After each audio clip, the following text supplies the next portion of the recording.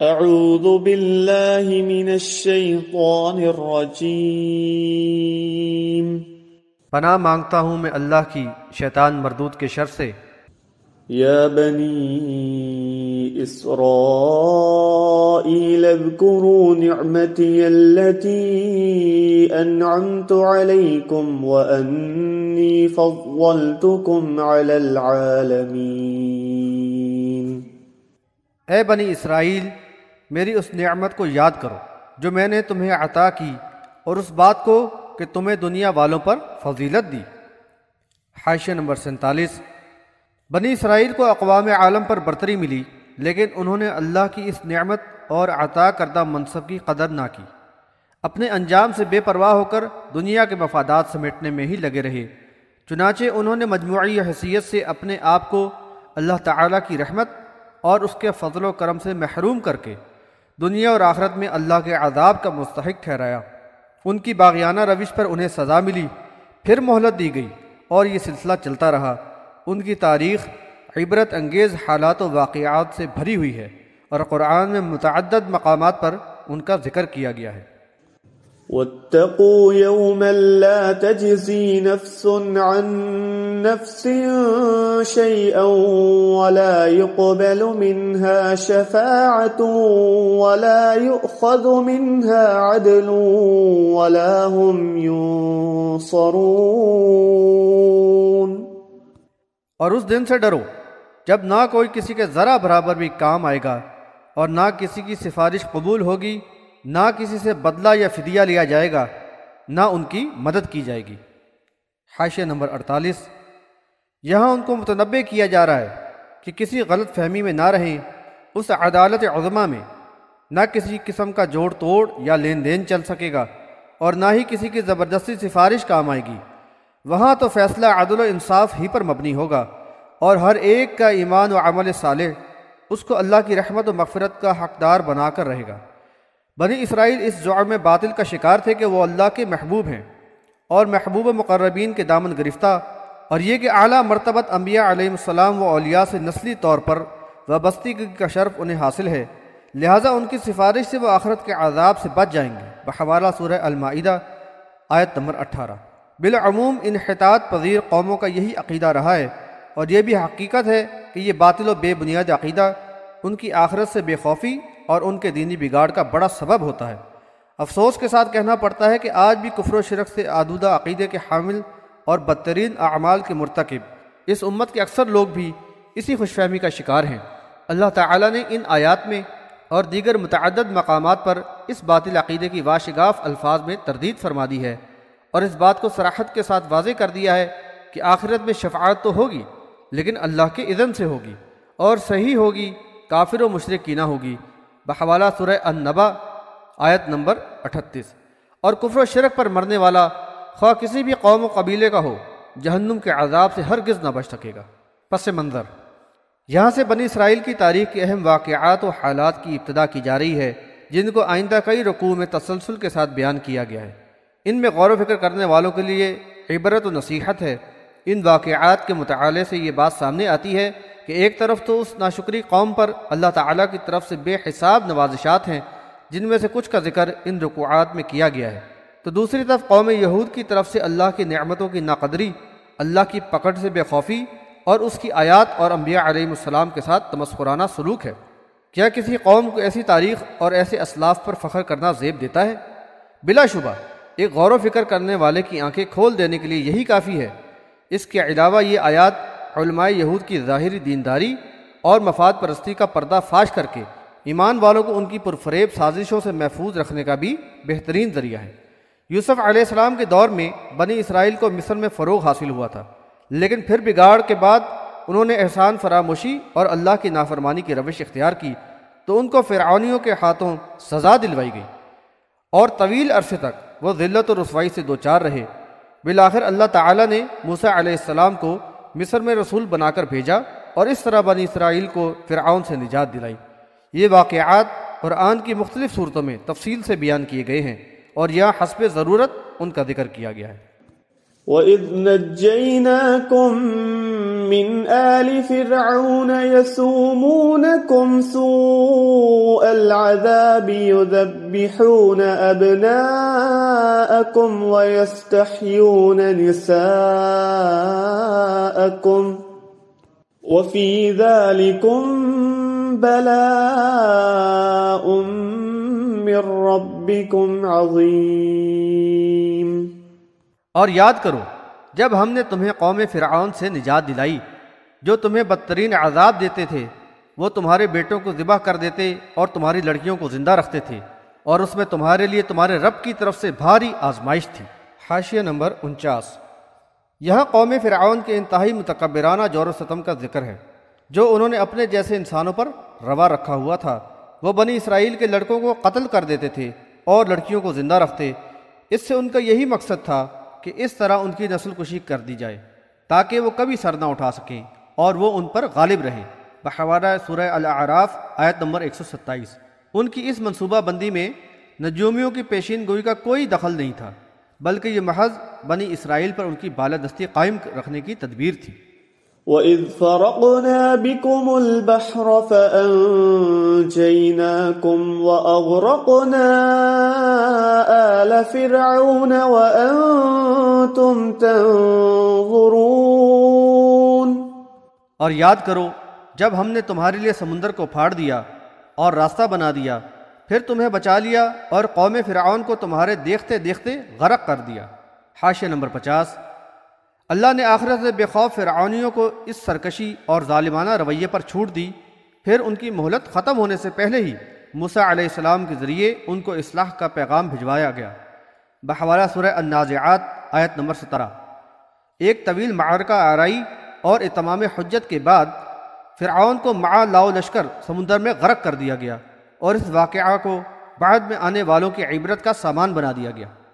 قوم فرعون کو ان کی سرکشی اور ظلم و جور کی یہ سزا تو دنیا میں دی گئی، اور پھر وہ صبح شام آگ کے عذاب پر پیش کیے جاتے ہیں، اور قیامت کے فیصلے کے بعد شدید عذاب میں جھونک دیے جائیں گے۔ بحوالہ سورہ المؤمن آیت نمبر 46۔ وَإِذْ وَاعَدْنَا مُوسَىٰ 40 لَيْلَةً ثُمَّ اتَّخَذْتُمُ الْعِجْلَ مِن بَعْدِهِ وَأَنْتُمْ ظَالِمُونَ۔ اور جب ہم نے موسیٰ سے 40 راتوں کا وعدہ کیا، پھر تم نے اس کے بعد بچڑے کو ہی معبود بنا لیا اور تم ظالم ہی تھے۔ حاشیہ نمبر 51۔ اللہ تعالیٰ نے بنی اسرائیل کو فرعونیوں کی غلامی سے نجات دلوا کر ایک آزاد و باوقار قوم کی حیثیت عطا فرمائی۔ اب اس مسلم معاشرے کو مکمل ضابطۂ حیات کی ضرورت تھی، لہذا تورات کی شکل میں کتاب ہدایت عطا فرمانے کے لیے موسیٰ علیہ السلام کو طور پر بلایا گیا۔ حاشیہ نمبر 52۔ یہ بات قابل غور ہے کہ ادھر طور پر اللہ تعالیٰ بنی اسرائیل کی رہنمائی کے لیے موسیٰ علیہ السلام کو ہدایات عطا فرما رہا تھا، تو ادھر طور کے دامن میں بنی اسرائیل شیطان صرف سامری کے بہکاوے میں آ کر سونے سے ڈھالے ہوئے بچڑے کو معبود بنا بیٹھے تھے۔ قبطیوں یعنی قوم فرعون کی طویل غلامی نے جہاں بنی اسرائیل کو ذہنی مرعوبیت کے نتیجے میں بری عادات و رسومات کا عادی بنا دیا تھا، وہاں ان کے کفر نے ان کے دلوں میں بچڑے کی عقیدت بھی رچا بسا دی تھی۔ قرآن کے الفاظ ہیں وَأُشْرِبُوا فِي قُلُوبِهِمُ الْعِجْلَ بِكُفْرِهِمْ بحوالہ سورہ البقرہ آیت نمبر 93۔ ترجمہ: ان کے کفر کی وجہ سے ان کے دلوں میں بچڑے کی عقیدت و محبت رچا بسا دی گئی تھی۔ اس سے قبل موسیٰ علیہ السلام کے ہمراہ بحر احمر عبور کر کے وادی سینا کی طرف جاتے ہوئے ایک بت پرست قوم سے ان کا گزر ہوا تو ان کو دیکھ کر بے قابو ہو گئے اور موسیٰ علیہ السلام سے درخواست کی کہ ہمارے لیے بھی ایک ایسا ہی معبود بنا دیجیے۔ بحوالہ سورہ الاعراف آیت نمبر 138۔ یہ اس قوم کی بے حسی اور کفران نعمت کے عادی ہونے کا بیان ثبوت ہے۔ حیرت ہے کہ طویل آزمائش اور رب ذوالجلال کے عظمت و قدرت کے مظاہرات اور فرعونیوں پر اللہ کے عذاب کے عینی مشاہدے کے باوجود ان میں نہ کوئی تبدیلی آئی اور نہ ہی جذبہ اخلاص و احساس پیدا ہوا۔ بہرحال اللہ تعالیٰ نے اتنے بڑے جرم کے بعد بھی انہیں معاف فرما دیا اور سنبھلنے کا موقع دے دیا۔ ثم عفونا عنكم من بعد ذلك لعلكم تشكرون۔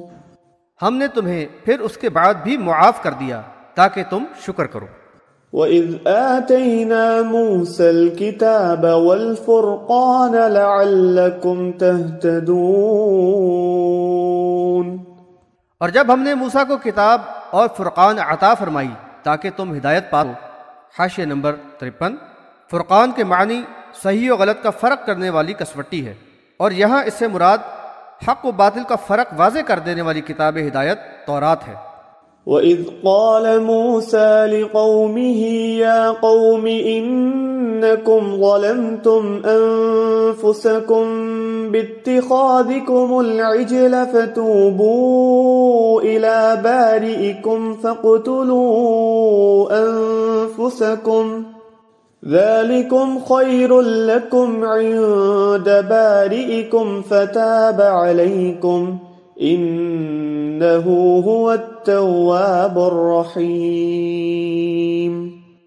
اور جب موسیٰ نے اپنی قوم سے کہا، اے میری قوم، تم نے بچڑے کو معبود بنا کر اپنی جانوں پر ظلم کیا ہے، تو اب تم اپنے پیدا کرنے والے سے توبہ کرو اور اپنے آپ کو قتل کرو، تمہارے خالق کے نزدیک تمہارے لیے یہی بہتر ہے۔ پھر اس نے تمہاری توبہ قبول کر لی، بے شک وہ بہت ہی توبہ قبول کرنے والا اور رحم فرمانے والا ہے۔ حاشیہ نمبر 54۔ اب جب کہ موسیٰ علیہ السلام کو کتاب ہدایت عطا کر دی گئی تو موسیٰ علیہ السلام نے ان پر حد نافذ کرنے کے لیے ان پہ واضح کیا کہ اس ظالمانہ حرکت اور عظیم جرم یعنی گسالہ پرستی پر اپنے رب سے توبہ کرو، اور بطور کفارہ اپنے آپ کو قتل کرو ان لوگوں کو جنہوں نے اس مشرکانہ فعل میں فعال کردار ادا کیا ہے، اسی میں تمہارے لیے خیر ہے۔ یعنی ان فاسد عناصر سے قوم کو پاک کرنا لازمی ہے جن کی رگ و پے میں شرک کے جراثیم سرایت کر چکے ہیں۔ اگر ان کو چھوڑا گیا تو وہ پوری قوم میں پھیل جائیں گے اور ان کو ہلاکت کے گڑھے میں گرا دیں گے۔ یہاں یہ بات بھی قابل ذکر ہے کہ حدود کا نفاذ اجتماعی تزکیے اور تربیت کا بڑا ہی مؤثر ذریعہ ہوتا ہے۔ یہ ایک طرح کا آپریشن ہے جس کے ذریعے قوم کے اندر سے فاسد حصے کو نکال دیا جائے اور اجتماعیت کو اس کے برے اثرات سے پاک اور محفوظ کر دیا جائے۔ اس سے شریعت الہیہ کے قوانین کے حکیمانہ ہونے کا بیان ثبوت ملتا ہے۔ موسیٰ علیہ السلام کے احساس دلانے پر انہوں نے اعتراف گناہ کے ساتھ اللہ سے توبہ کی، مغفرت چاہی بحوالہ سورہ الاعراف آیت نمبر 149، اور اس کبیرہ گناہ کا کفارہ یعنی جانوں کے قتل کی شکل میں ادا کر دیا تو ان کی توبہ قبول کر لی گئی اور انہیں معاف کر دیا گیا۔ وَإِذْ قُلْتُمْ يَا مُوسَى لَن نُّؤْمِنَ لَكَ حَتَّى نَرَى اللَّهَ جَهْرَةً فَأَخَذَتْكُمُ الصَّاعِقَةُ وَأَنتُمْ تَنظُرُونَ۔ اور یاد کرو جب تم نے کہا تھا کہ اے موسیٰ، ہم ہرگز تم پر ایمان نہ لائیں گے جب تک کہ اللہ کو روبرو نہ دیکھ لیں، پھر اس جسارت پر تمہارے دیکھتے دیکھتے تم پر بجلی گر پڑی۔ حاشیہ نمبر 55۔ یہ اس وقت کا واقعہ ہے جب کہ گسالہ پرستی کے بعد بنی اسرائیل کی توبہ قبول ہوئی اور معافی کا اعلان ہو گیا تو موسیٰ علیہ السلام نے نفاذ شریعت کے سلسلے میں قوم سے 70 نمائندوں کو ساتھ لیا اور ان کو اللہ کی قدرت کی نشانیاں دکھانے طور پر لے گئے بحوالہ سورہ الاعراف آیت نمبر 155۔ لیکن سرکش اور ہٹ دھرم قوم بنی اسرائیل کی بد نصیبی کہ اس قدر واضح نشانیاں دیکھ لینے کے بعد بھی ان میں اللہ کے خوف و خشیت کا احساس پیدا نہ ہوا کہ اللہ اور اس کے رسول پر ایمان لے آتے اور اطاعت کی روش اختیار کرتے۔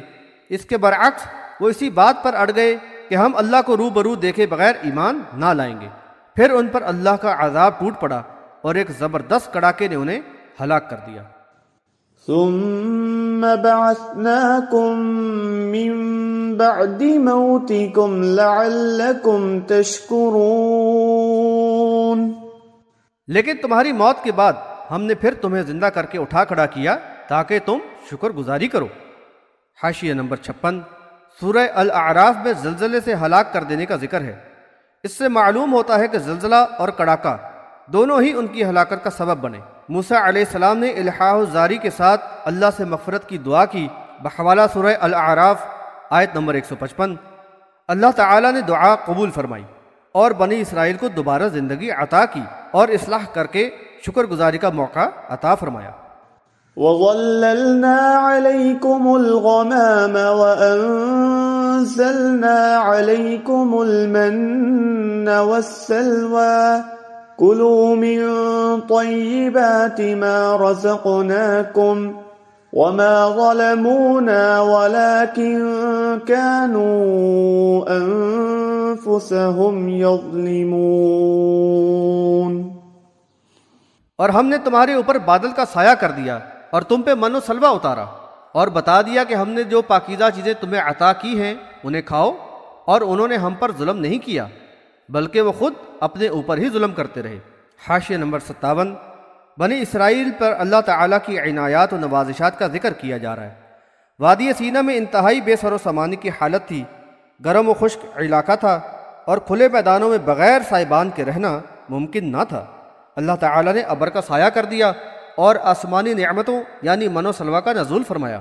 نبی صلی اللہ علیہ وسلم نے فرمایا کہ کماہ یا کھمبی من کی ایک قسم ہے اور اس کا پانی آنکھ کے لیے شفا ہے، سلوہ پرندے تھے۔ بحوالہ بخاری کتاب التفسیر۔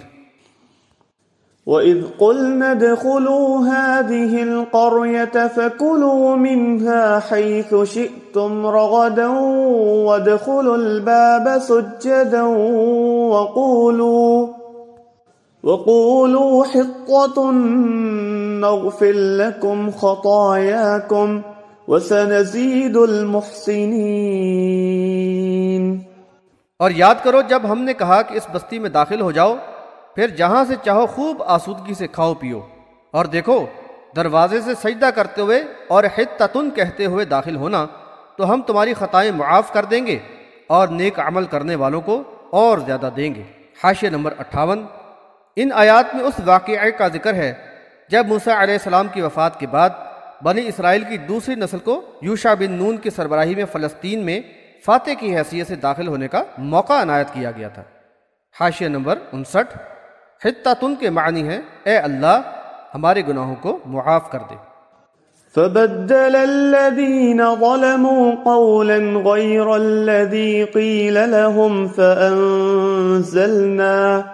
فأنزلنا على الذين ظلموا رجزا من السماء بما كانوا يفسقون۔ پھر ان ظالموں نے اس بات کو جو ان سے کہی گئی تھی بدل ڈالا، لہٰذا ہم نے ان ظالموں پر ان کی نافرمانی کی وجہ سے آسمان سے عذاب نازل کر دیا۔ حاشیہ نمبر 60۔ فلسطین ان کے آباء و اجداد کا مسکن رہ چکا تھا اور اس کے ساتھ ان کی جذباتی وابستگی ایک فطری امر تھا۔ ارض مقدس پر قبضہ اللہ کا انعام تھا اور ان کے خوابوں کی تعبیر۔ اس پر ان کو اپنے رب کا بے حد شکر گزار ہونا چاہیے تھا، لیکن اس بے حس قوم نے پھر اللہ کی نافرمانی کی۔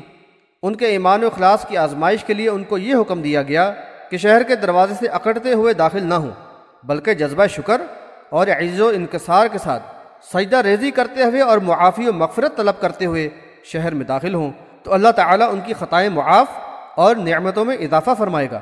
لیکن انہوں نے حسب عادت اللہ کی نافرمانی کی، اس کی آیات و احکامات کا عملاً مذاق اڑایا۔ ابو ہریرہ رضی اللہ عنہ کی روایت کے مطابق رسول اللہ صلی اللہ علیہ وسلم نے فرمایا بنی اسرائیل کو یہ حکم ہوا تھا کہ وہ دروازے سے جھکتے ہوئے یعنی عاجزی و انکساری کے ساتھ داخل ہوں اور حطۃ کہتے جائیں یعنی مغفرت طلب کرتے جائیں، لیکن وہ سرین کے بل گھسیٹتے ہوئے داخل ہوئے اور اس کلمہ کو بھی بدل دیا۔ حطۃ کی جگہ حبۃ فی شعرہ یعنی دانہ بالی کے اندر کہا۔ بحوالہ بخاری کتاب التفسیر۔ ان کے اس جرم کی پاداش میں ان کو آسمانی عذاب کی شکل میں سزا ملی جس کا یہاں ذکر کیا گیا ہے۔